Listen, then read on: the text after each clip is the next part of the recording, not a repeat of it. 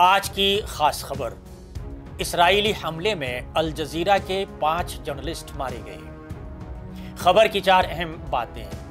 اسرائیل Hamas جنگ میں اب تک 200 سے زائد میڈیا کارکن ہلاک ہو چکے ہیں۔ حملے کی جگہ عرصے سے میڈیا کی زیر استعمال تھی۔ اسرائیل نے صحافیوں کو دہشت گرد قرار دیا اور الجزیرہ نے ہلاکتوں کو ٹارگیٹڈ بتایا۔ آداب، میں ہوں عبدالحی خان۔ اب خبر تفصیل سے۔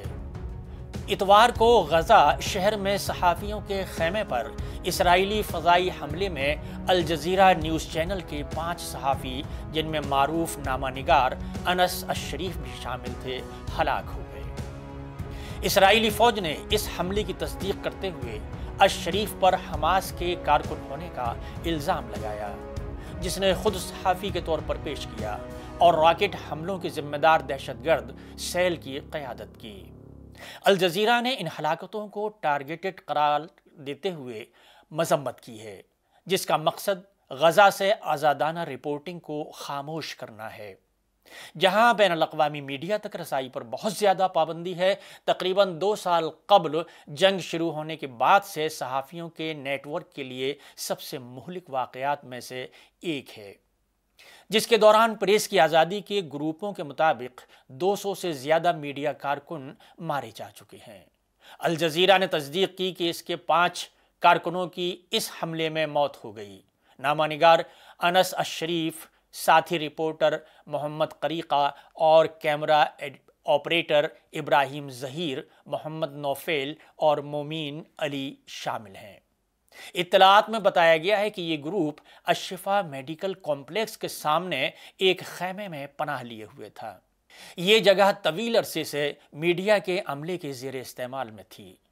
28 سالہ شریف رپورٹنگ کرنے والے عربی زبان کے سب سے زیادہ پہچانے جانے والے رپورٹروں میں سے ایک تھے، جو شمالی غزہ سے اپنے فرنٹ لائن رپورٹنگ کے لیے جانے جاتے تھے۔ ان ہلاکتوں نے غزہ میں صحافیوں کے تحفظ کے بارے میں خدشات کو مزید گہرا کر دیا ہے، جہاں اسرائیلی فوج کی حفاظت کے بغیر غیر ملکی پریس کے داخلے پر پابندی کی وجہ سے مقامی رپورٹرز زیادہ تر کوریج فراہم کرتے ہیں۔ ایک بیان میں اسرائیلی ڈیفنس فورسز نے انس شریف کو حماس کا دہشت گرد قرار دیا، جس نے صحافت کو کور کے طور پر استعمال کیا۔ اسرائیل طویل عرصے سے قطر میں قائم نیٹ ورک پر تعصب کا الزام لگاتا رہا ہے، جبکہ الجزیرہ کا کہنا ہے کہ اس طرح کے دعوے سیاسی طور پر اس کے صحافیوں پر حملوں کو جواز فراہم کرنے کی کوششیں ہیں۔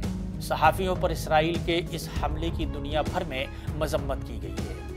کمیٹی ٹو پروٹیکٹ جرنلسٹ نے کہا ہے کہ وہ ہلاکتوں سے حیرت زدہ ہے اور خبردار کیا کہ اسرائیل کی جانب سے رپورٹروں کو عوامی ثبوت کے بغیر عسکریت پسند قرار دینے کا عمل پریس کی آزادی کے احترام کے بارے میں سنگین سوالات کو جنم دیتا ہے۔